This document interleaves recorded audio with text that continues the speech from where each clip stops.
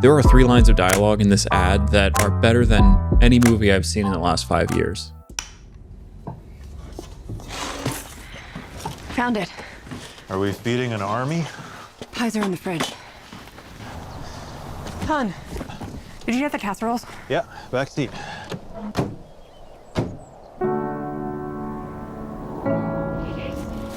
Let's go. Come on, careful. Where's the dog? Kinda got my hands full here. Willie!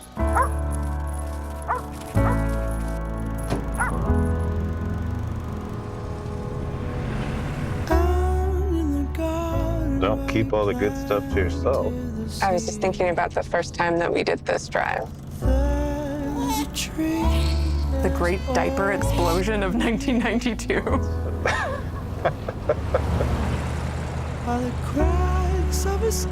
Uh-oh, the Christmas tree farm. Don't even. This the one you want?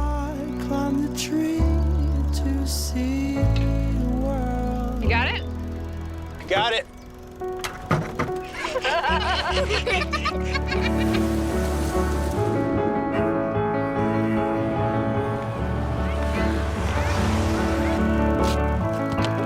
I'm sorry. It's okay.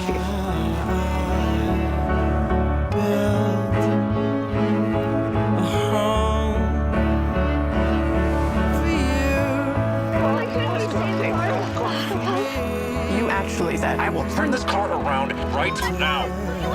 I was going to. Yeah.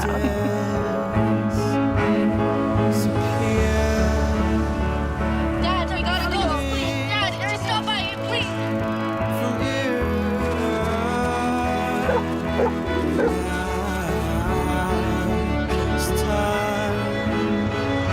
The last time we did this together, you remember?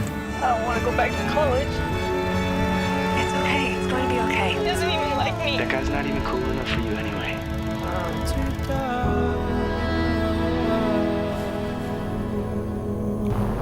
By the cracks of his skin, I climb to the top. I climb the tree to see.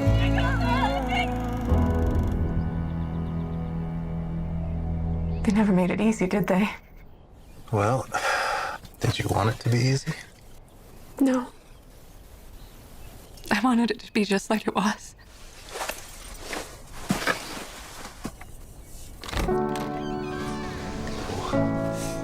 Oh.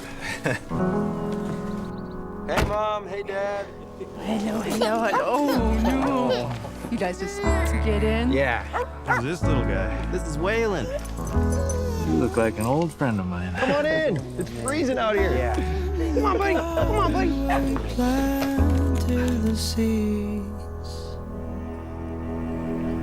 I climb the tree to see the world. One of my favorite things about this ad is you don't see a new vehicle in any of it.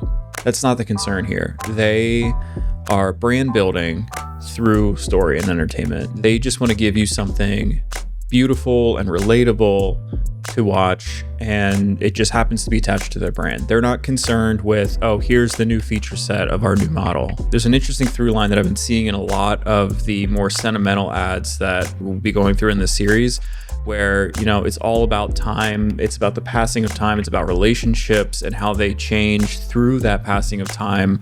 And then in a couple of the specific examples, there's this vehicle to experience all of that through a literal vehicle traveling home for the holidays or traveling somewhere for the holidays, and that triggering memories, which in general is an extremely relatable topic and feeling to dig into. But with this one, obviously, as soon as you hear the soundtrack, it's like, get the tissues, because it's going to be a rough one. I think they do a really good job of showcasing the vehicle as a witness and enabler of all of these memories and all of the events, rather than some like super glossy product demo type thing. Something I really love about when an auto brand like this is willing to put in an older model, it's signaling longevity of their vehicles, which is something that, you know, really never ever gets spoken to because every single ad is about the latest model. And I think, there's a lot of cheap ways that they could have really messed this up at the end by like over marketing departmenting it or whatever, and having, when they pull up at the end, it's actually a new Suburban, or they pull up and their kids get them a new Suburban or something where they're able to, we got to find a way to get the new vehicle in there. They let that go. They let all of the emotional beats hit the way they do, so heavy, and they let the storytelling be the storytelling in the best way that they can serve that story, instead of trying to force the product into it. And I think in general, again, as a long-term brand strategy, this is where equity is built. This is where players that care about the long-term strategy are going to win over people that are just looking for quick, cheap hits this year. The CMO of Chevrolet said, "This year our focus was to invite people to remember life's most special moments with family, with its ups and downs, and to find joy in the journey."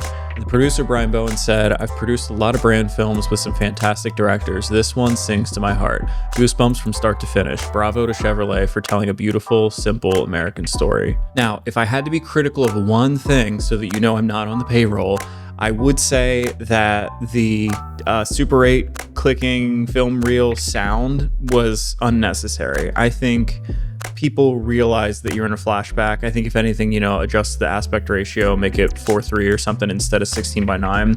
But I think, with color grading, lensing and everything, people totally get that we're in flashbacks. I think the film motor noise was like a little bit cheesy, but again, that's, if I had to be critical, that would be the one thing I would change. Overall for me, 10 out of 10.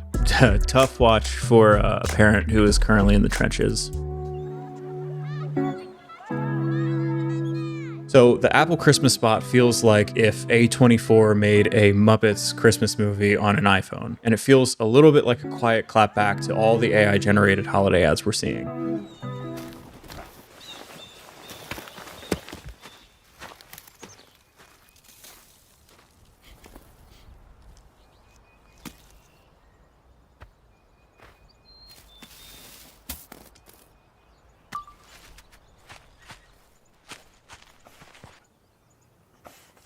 Pum, pum, pum, pum, bum, bum, bum, Ping. bum, bum, bum, bum, bum, bum. Ping. Dum, dum, dum, dum, dum, pum, pum, pum, pum, pum, dum, dum, pum, pum. Friends sing together. La la la la. Friends do things together. La la la la. Friends laugh together. Ha ha ha ha! Friends eat trash together. La la la la. Friends help you when you're in danger. Friends are people who are not strangers. Friends help you shift into a new place. Tell you if you've got food on your face. Friends are the ones on whom you can depend. He's my friend. He's not my friend. Friends are the ones who are there in the end. Hey, that's not the vibe. This is very triggering. Drop the rat. He's my friend. He's not my friend. If you cross the road and a truck struck you, I'll scrape you up and reconstruct you. I'll cheer you up if you're depressed. If they hunt you down, I'll avenge your death. Okay, that's a bit, dark. Friends walk together. La la la la. Pop and lock together. Me and him together. La la la la. Everyone together. La la la la. La la la. Friends, friends, friends. La la la. Friends, friends, friends, friends. They're coming. Humans.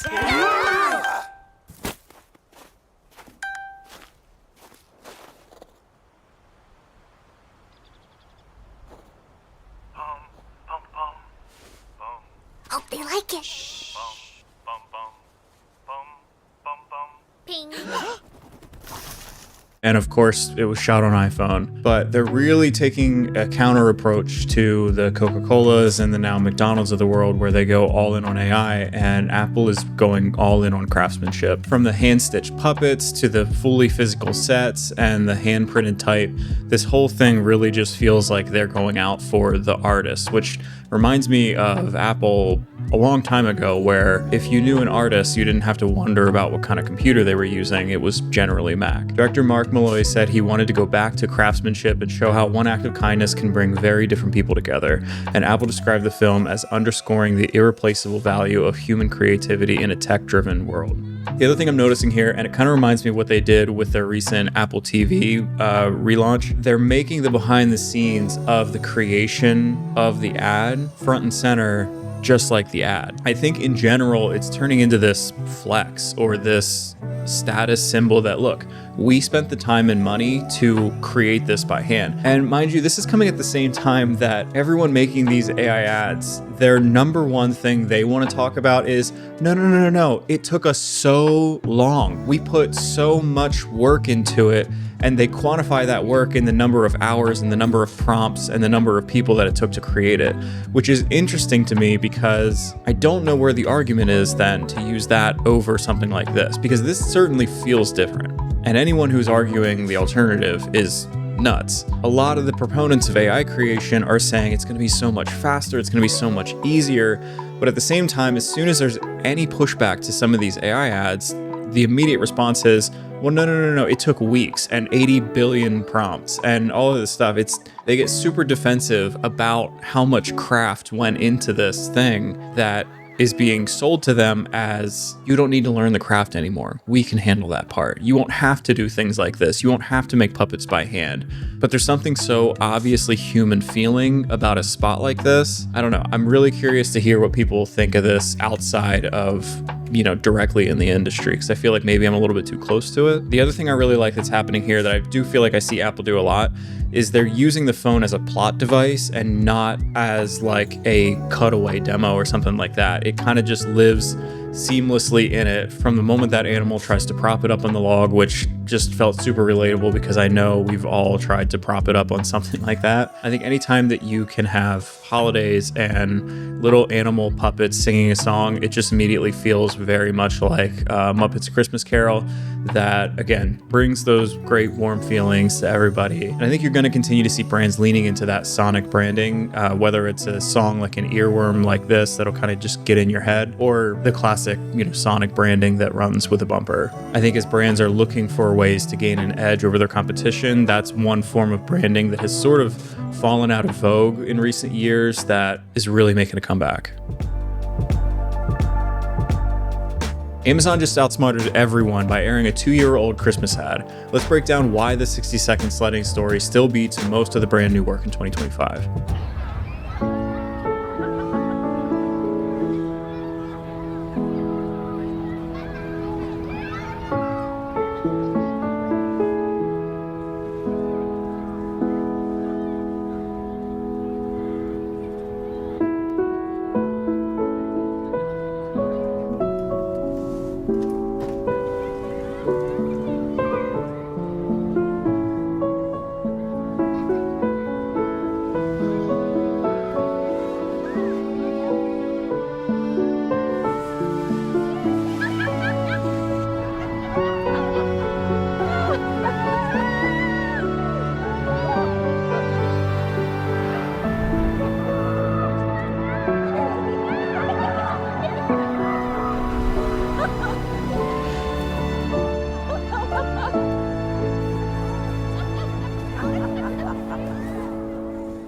So 2 quick takeaways on this one. Number 1, compound your hits. If you have something that is working, if a story is landing, you don't have to reinvent the wheel every single season. I get it. The marketing department is tired of the campaign. They want something fresh, but your viewers are not constantly looking at it the way you are. It's important to remember how infrequently they might be seeing your content or your ad compared to how often you're seeing it. Amazon's Joyride shows how a single well-crafted film can become an asset you can keep compounding instead of content that you discard. The second takeaway, this is a huge one for marketers and filmmakers in general.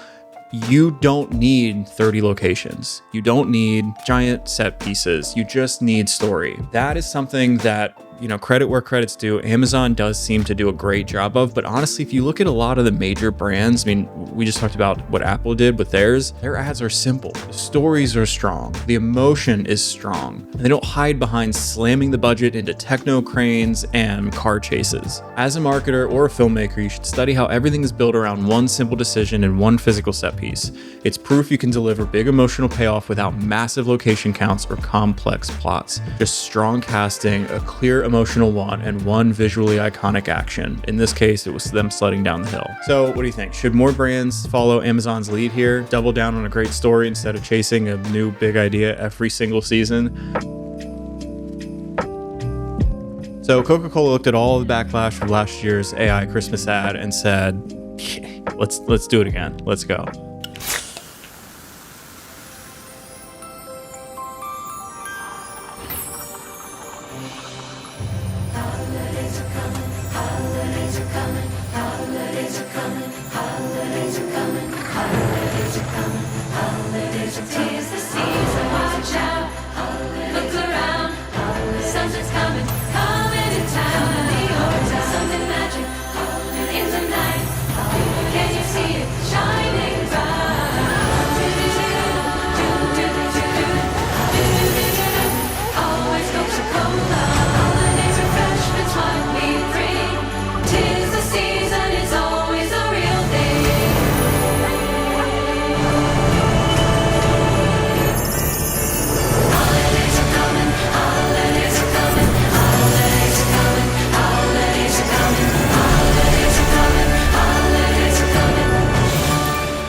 This is almost bar none the most controversial holiday spot of 2025. This whole ad feels like rage bait. And the reason I say that kind of confidently is you can actually do a better job using AI still. They use the same studio that they used last year, and it doesn't look like they exchanged their tool set at all. Now, granted, they didn't have stuff like VO 3.1 back when I'm sure this was created, but the tools that were available 4 months ago, let's say 3 months ago, could way outperform this. So when we hear about them talking about how many prompts, how many sleepless nights, how much work went into it, I'm a little bit confused as to why we have creators on TikTok making Coca-Cola holiday ads that look way, way better than this, just alone in their room. And I'm not trying to be a doomer. I know that a lot of people still worked on this, and a lot of these tools, especially kind of the VFX AI type tools, are legitimate creative tools and all that stuff, but it still doesn't answer the question of why is it not better? If we were to steel man the argument that, look, we are Coca-Cola, we are an industry leader, we're leading this charge on AI ads and blah, blah, blah, blah, why would they not spend, regardless of spend, because I get to some extent this whole thing is to save money, but why would they not be showing us industry leading content? Like, why is this so mid compared to what teenagers are creating in their room? That's why I think it feels like rage bait. And I think there's a difference between, what we saw with the whole American Eagle Sydney Sweeney thing, where I do honestly feel like they accidentally fell into bad press and then kind of went with the there's no bad press thing, versus this, after seeing the reaction to the 2024 version, rather than being like, we're going to show you what AI really can do, and we're going to show you the, year over year improvement, and the 2025 one is going to blow you away. They were like, let's use the same tools from last year. Let's not really update anything, and we'll just literally just phone it in. If I were to take away the complaint that they used AI entirely, it's just not a good enough ad. And there's just no excuse for that. So again, it feels like purposeful rage bait, which to me is not where you want to be as a brand. That's not how you want to win. I get that it gets attention and it gets people talking, but I don't see the long-term equity in it for them as a brand. In an age where storytelling is becoming everything, how does this hit you? While most grocery stores have you crying about family this holiday season, Aldi just threw Santa off a roof.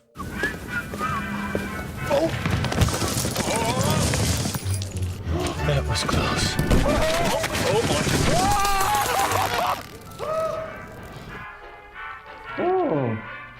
Santa? Oh, hello.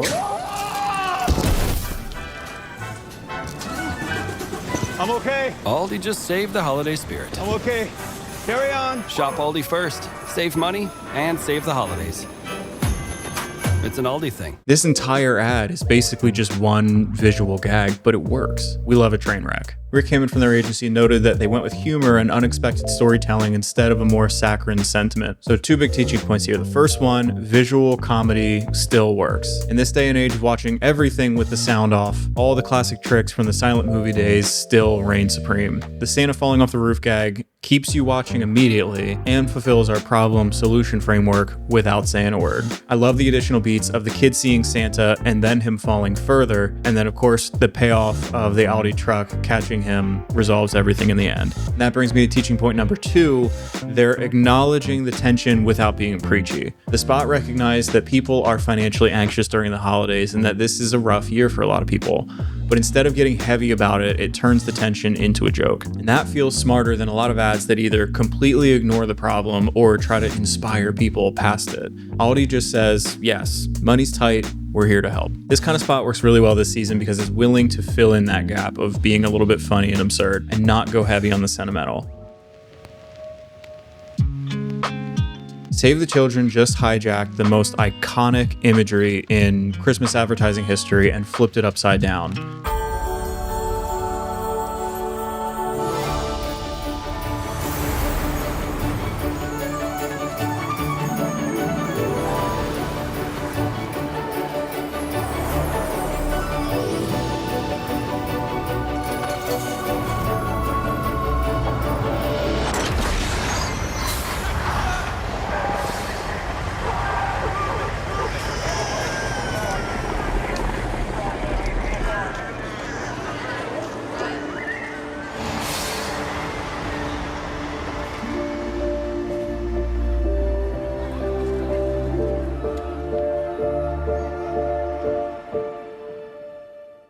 Honestly, what I think is really interesting about the beginning of this is because they actually made it, the first half of this is kind of a better Holidays Are Coming ad than the AI slop that Coke made for Holidays Are Coming.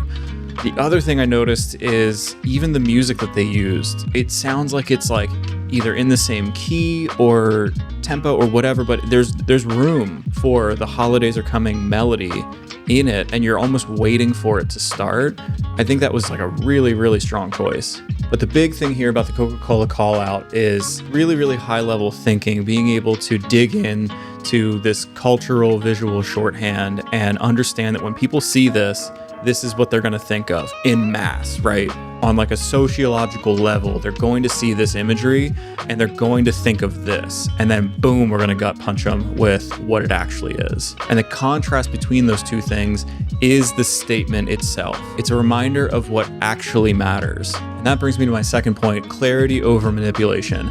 They could have gotten heavy with guilt and judgment, but instead they just show you the reality and ask for help. If you get into the numbers, the data itself is devastating, but they don't ask you to look at that. They just show you this crazy juxtaposition and ask you to draw your own conclusions. That feels like them respecting their audience and not some kind of like emotional blackmail.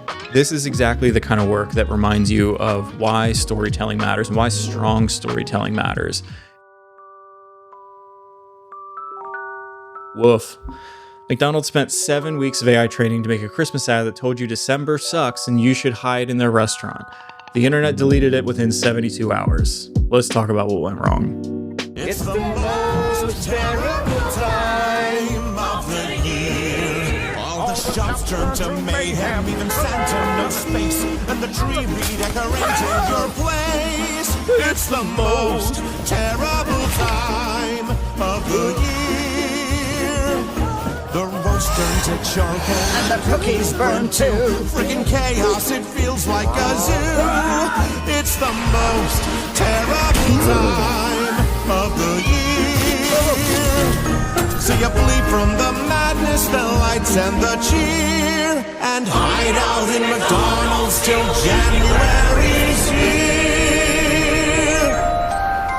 I want to give some credit right off the jump. I kind of get what they were trying to do. They were trying to be relatable, the chaos of the holidays. It is not all wonderful, right? Like it's a tough season for a lot of people. And I will say their AI approach, at least to me, felt a little bit more earnest in that they were using LoRa's to try to actually train AI on real assets and get things right and try to, really, if there was any right way to do it with AI, do it the right way. But the market is kind of telling us that there's no right way. The whole thing just ends up coming off as cynical. As a filmmaker, this is kind of the anti-lesson spot. The same hybrid AI pipeline as Coca-Cola, but audiences rejected it so viscerally that it is now gone. The Sweet Shop, who created it, responded to the backlash by saying, AI didn't make this film. We did. We hardly slept for 7 weeks writing prompts with blood, sweat, tears, and an honestly ridiculous amount of coaxing to get the models to behave. And to that I say, okay, if it's so unruly, if it's so difficult to use, why don't you just go out and shoot it? If you're gonna put so much blood, sweat, tears, sleepless nights, just go shoot it. Sometimes it feels like the AI video generation thing is being sold to us as, it's so easy, it's gonna save you so much time and money on these real campaigns, but then every time one of these goes sideways, all you hear about from the creators is how hard it was and how much work they had to put into it and how much touch-up work they needed to do to fix everything. And the whole time I'm just thinking, okay, so it didn't save you money. It didn't save you time. It just reallocated the money that would have gone to crew members and their families to API credits. Now, as a lot of you guys know, I am not an AI doomer. I like a lot of the things about it. In fact, I just taught a course on it. But one of the things that I am very, very probably annoyingly noisy about is there are places to use it and there are places to not use it, both from an ethical and a moral standpoint, but also just from a technological standpoint of it's not ready to be used in those places. And it's important to remember the ethical and moral side of all of this. If you found out one day that the wedding vows you heard on the altar were AI generated 10 minutes before the wedding, would that make you feel differently about your partner? Then it's gonna make people feel differently about your brand. Obviously, that's a little bit of an exaggeration, but I think the sentiment stands. So today we saw a masterclass in what not to do. I guess you could call it an ambitious execution, but terrible messaging and visuals that made people viscerally uncomfortable instead of delighted. So John Lewis finally made their Christmas ad for dads. Not goofy sitcom dads, but real ones. It's got all the dads in the YouTube comments crying, so I think it hit its mark. All right, kids, let's clear all these prezzies off the table. Oh, yep, that one too, thank you.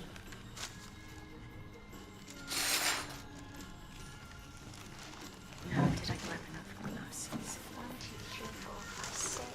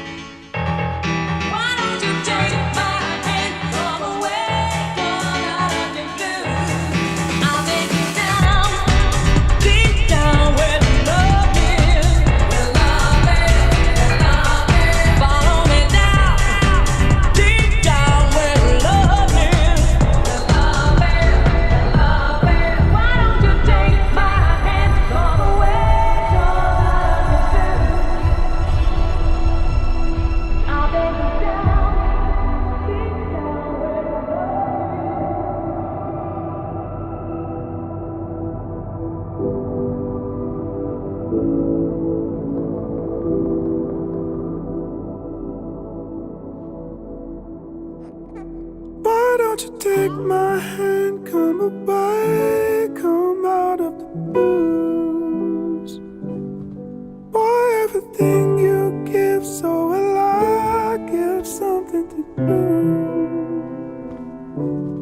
I'll take you down, deep down where the love lives. Follow me down, deep down where the love lives.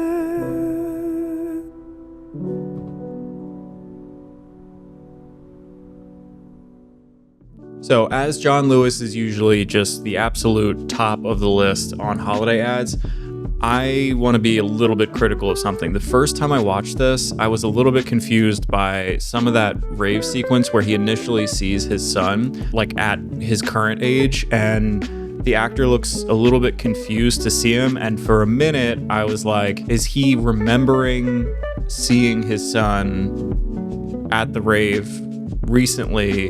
And is the gift from the son some sort of a power move of reminding him, hey, I saw you at this rave? I haven't seen that take from anybody else, so it's worth considering. I wasn't paying enough attention. But with all of these kind of ads, one of the things that is important to me is that people can understand it when they're half paying attention, because most of the people that are actually seeing your ads are not like locked in watching it 4 times. But as soon as they started kind of going back in time to the toddler version and the baby version, I totally got it. Was totally bought in. I think any time that you can mix the fragility of time and relationships and, you know, obviously the holidays into one story and keep it short, it's just like an emotion bomb ready to go off. And of course, we know from Psychological Branding 101, anytime you can link any strong emotion to your brand, it's take it to the bank. We completely skirted past any sort of usual joke at dad's expense or sarcasm from the son or, you know, undercutting the hug. They were able to showcase a relationship between a father and a teenage son that actually felt real in that it, you know, wasn't picturesque and perfect. I felt like they played the awkward imperfectness of the relationship really, really well. But I feel like overall they showed the relationship in a really healthy way in general.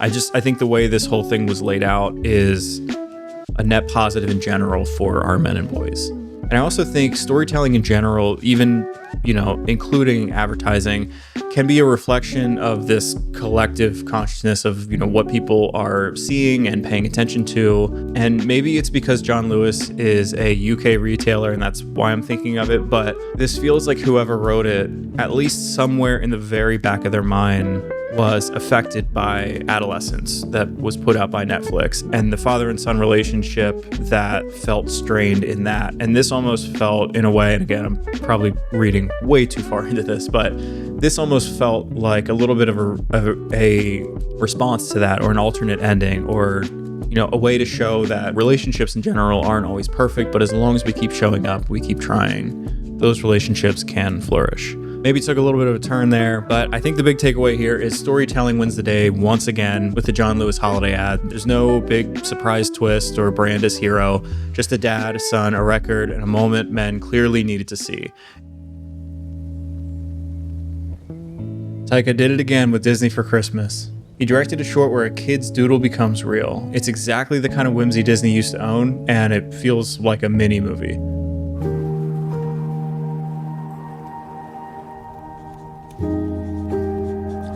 Come on, finish your list. It's bedtime.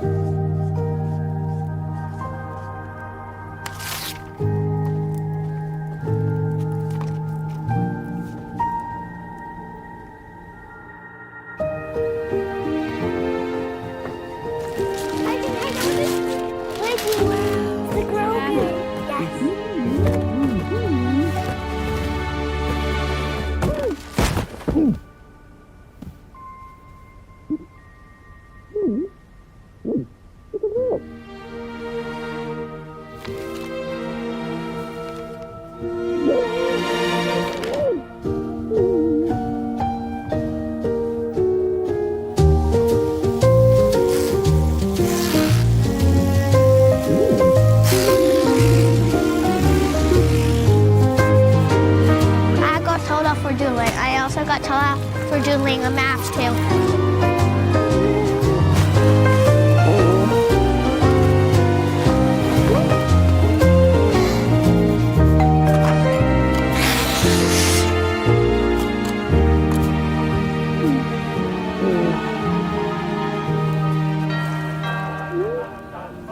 Tis the season to be jolly. La, la, la, la, la.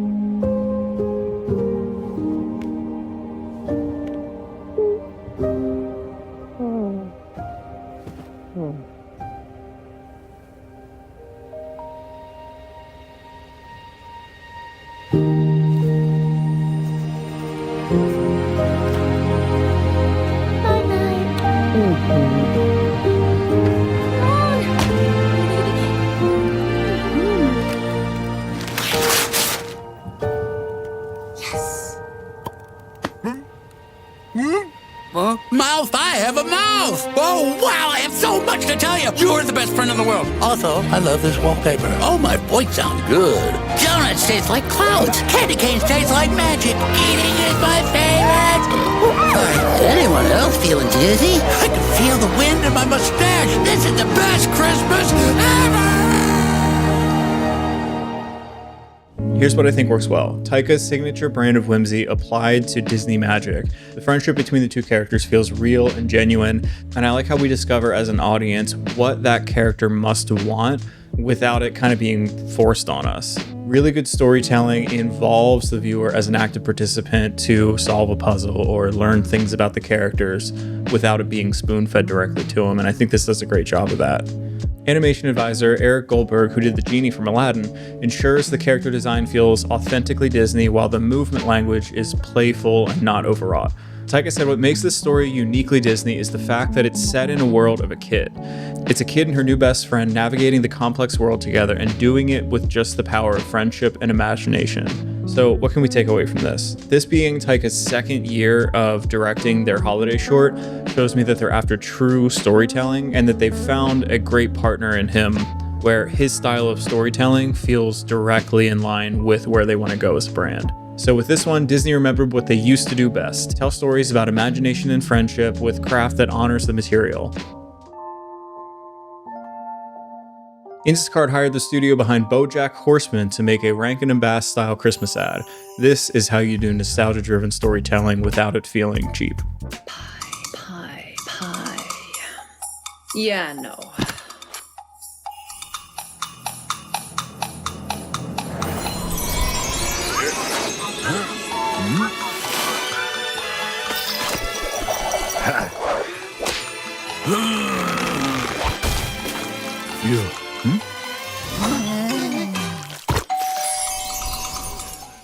Yeah, it's actually my grandma's recipe. So first, let's talk about what works. The dual narrative structure, going from the live chaos to the animated relief, feels not gimmicky to me. The Rankin and Bass nostalgia hits viewers' emotional muscle memory. The aesthetics mean Christmas to millennials and their parents. The animals have personality without the lazy anthropomorphizing. What's interesting to me as a filmmaker is watching the Starburns, who is one of the most awarded stop-motion houses in the world, flex their craft in a 2025 brand spot. The live to animation transition is seamless, the character design is specific, and the messaging, get a little magic delivered, wraps product into genuine whimsy. Jasmine Taylor from Instacart said, "We designed the campaign to celebrate the people quietly holding the holidays together. There's so much pressure to make every moment perfect, and we wanted to offer some relief." To Jasmine and everyone at Instacart, thank you for not doing this with AI. Obviously, no one could touch what Starburns did, but there's a lot of people who I'm sure think that they can. Our two takeaways from this are: one, nostalgia aesthetics are an emotional shortcut. They use the Rankin and Bass visual reference to tap into our cultural memory of the Christmas specials from our childhood, and they carry that emotional weight without explanation. And number two, the live to animated transition was able to seamlessly change our tone from that crazy, chaotic reality to this more calm, whimsical world inside the animated world. Feels like a breath of fresh air. Uber made a holiday ad about a father and a daughter who haven't spoken in a year, set to a James Blake cover that absolutely destroys you. There's barely any Uber branding. It's just a family trying to come back together. That's confidence. That's good storytelling and great branding. Hey, Gracie. Dad here. It's Christmas, and I thought I'd give you a call. I miss you, Gracie. Gracie? Yeah. Can I take you back?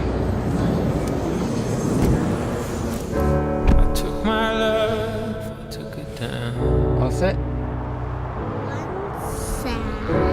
And this one's Dad. Dad, that's you. Yeah, that's me.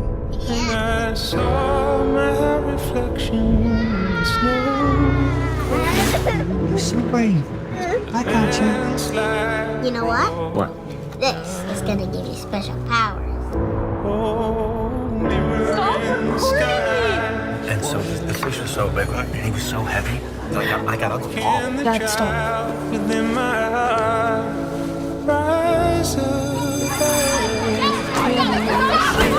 There's zero tolerance in this school for that kind of behavior.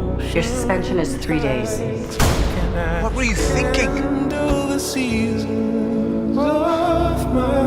I'm just trying to help, Gracie. Well, it's a really funny way of showing it, Dad. Here we go.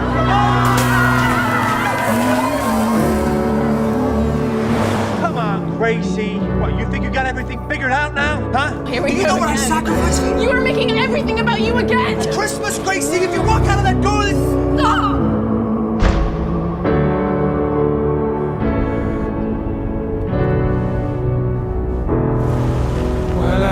And here we are. Afraid of changing, 'cause I've built my life around you. The time makes you bolder, even children get older, and I'm getting older too.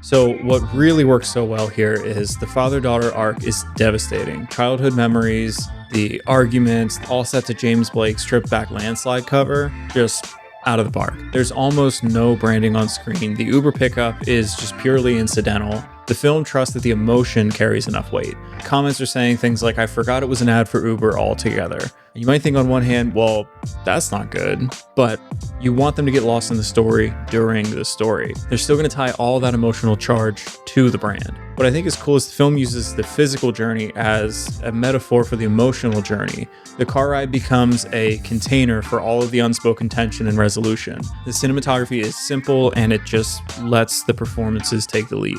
Music supervision is obviously S tier, with the Fleetwood Mac cover specifically not only having the perfect lyrics, but creating that generational bridge. Felix Richter, the chief creative officer at Mother, said the concept behind Close was to tie an emotional journey to a literal one. Most people are flying home for the holidays and relying on ride-hailing for the final leg of their trip. Holiday travel is primed to be more fraught in 2025. We wanted to acknowledge that, not pretend it doesn't exist. So what can we learn? Number one, physical journey as emotional metaphor. They use the airport pickup and the home drive to be a container for a massive emotional resolution. The car ride is the story. And number two, entertainment above all. This was Uber's first national ad, and you barely see their branding. That's a very specific and a very wise choice for the brand and the agency, as they all realize the game today is attention. And attention is not won over with glossy features, it's won over with actual value and actual entertainment. Yeti dropped their holiday ad that basically says, don't buy this for someone unless you want them to turn into an adventure psychopath. And somehow that's the best holiday ad about brand identity you'll see all year. Don't get them a Yeti. Unless you like dogs that are always wet, eyebrows that are still growing back, and sand in places sand should never be. Don't get them a Yeti. Unless you can bear the bites. The burns, the rashes, the calls that go straight to voicemail, the alarms, and the backup alarms. The salmon night every night. And of course, the slideshows. Think of the wrong turns, the unwelcome visitors. Think of the hell, the high water, the no hot water, the birthdays, the anniversaries, and the holidays on literal ice. No, don't get them a Yeti. Unless you really love them. All right, so what works about this ad? Initially starting off with the Yeti Tundra cooler flying off the truck immediately establishes that the product is completely indestructible. The cut into the montage fever dream of escalating chaos, snake bites, burns, rashes, dogs, punishing riverbed expeditions. The voiceover keeps warning, don't get them a Yeti. But every disaster looks strangely exhilarating. And the finale brings us back to the beginning shot where obviously she buys the Yeti anyways because the worst idea is also the best idea. From a filmmaking perspective, montages can be really tricky. First, you can lose the story entirely, which they did not do. They did a great job of keeping you in it just enough and tying it together. But the other thing that can be really tough about montages is the pacing. You want to be able to fit enough in to kind of develop a vibe, but you don't want things to be flashing by so quickly that you don't actually retain anything, and their editor did an amazing job here. Norm Lee, the DP, did an incredible job here with some of the slow-mo shots that really stood out for me, and actually including the shots of their gear just getting completely destroyed really sends home the durability messaging. Ryan Bingham on the voiceover was a great call, and his delivery hit that perfect line of a friend warning you that a Yeti is a gateway drug to a more adventurous life. I think it's pretty obvious that with this ad, Wieden and Kennedy and Yeti know their audience so well, and they're speaking directly to them. They're not selling coolers and cups, they're selling belonging, and this just completely reinforces that for anyone who is already a part of the cult. I say that lovingly. So, what'd you think of this? Not quite as directly holiday as a lot of the other ads, but I do think it's an incredible example of knowing your audience and not worrying about anybody else. If you want more breakdowns of ads that actually have something to say, whether they're making you laugh, cry, or rethink what Christmas is about, hit the follow, and I'll see you in the next one.